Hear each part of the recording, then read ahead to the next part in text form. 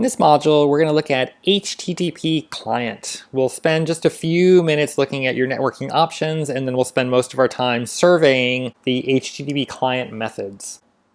You do have several networking options. HttpClient is a popular choice because it's built into .NET and it's supported on all the platforms that you're likely to want to target.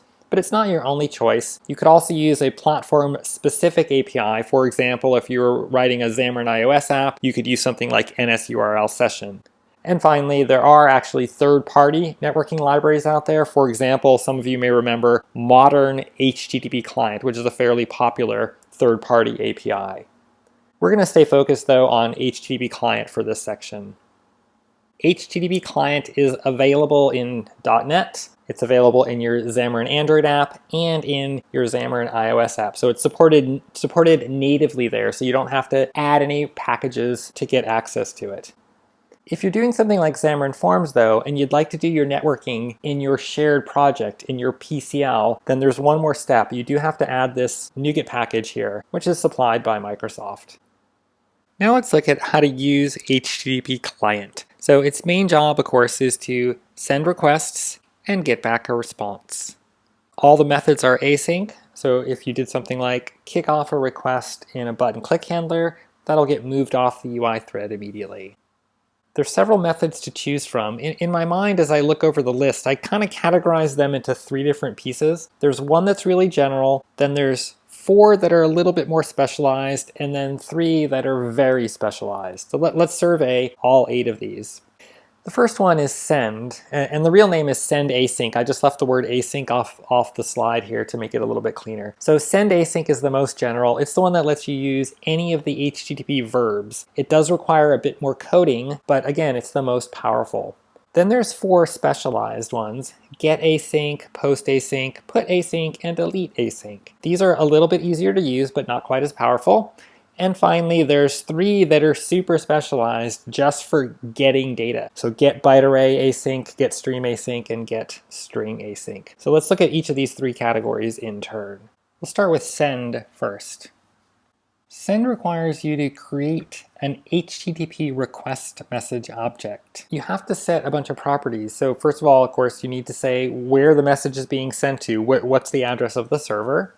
Then which method you'd like to use. This is the most general of the options, so you need to say whether this is a get, a put, head, trace, options, and so on. Then you can add some headers if you'd like to. And finally, if you're doing something like a post or a put, where you're sending a serialized object up to a server, then you're going to want to load some content in the body of the message. So all of this stuff lives inside this class, HTTP request message. You can see properties for all the things we just talked about. You then use the send method to send that off to a server. When it comes back, HttpClient parses the HTTP response into an object of this class, HTTP response message. And if you look inside that thing, you're going to see status code to tell you whether or not the operation succeeded, headers to tell you things like the content type of the body, and then of course the actual data inside the content. Here's the class, response message, and again, properties for everything we just talked about. Let's go ahead and look at some code. First, we create the request object, and then we start setting properties. We'll need to put in an address, set the method. Notice there's an enum there that lets us set get, post, put, head, trace, and so on. Then we add any headers that we need. We'll just do one, the accept header that says we would like JSON as the response format. And then finally, if we were going to upload an object, for example, if we were doing post or put, we would take a serialized object and load it as the content of the message. In this case, we're doing a get, so we don't need that. Then we create the client, send off the request. So there's the call to send async. We get back a response. We look inside the response. We can look at the status code, tell whether or not the operation succeeded. There might be headers in there. For example, we might see a content type header, which told us the format of the content that came back to us. And finally, we can look at the content. That gives us an HTTP content object, and from that we can use one of the read methods to pull out the actual data. Let's go ahead and do the next group.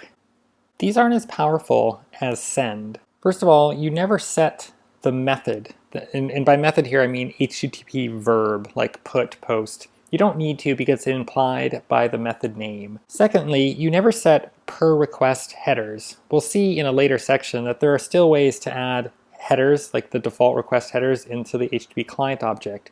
But here you're not creating an HTTP request message object, and therefore there's no collection of headers when you go ahead and send this request. For content, there are overloads of some of these methods that take content. For example, put and post will have a second parameter that's the content object that you want to upload to the server. Let's do a simple example though here. We're going to do a get. So you create the client object and then you call getAsync. It just takes a single parameter there, which is either a string or a URI, that's the address. You do get back an HTTP response object, and inside there, you're going to see all the standard things we looked at, like status code, headers, and content. So you can still pull out the content first as an HTTP content object, and then use the read as string or stream method to pull out the data in whatever format you'd like. And let's do the last bit there. Notice these are all get methods.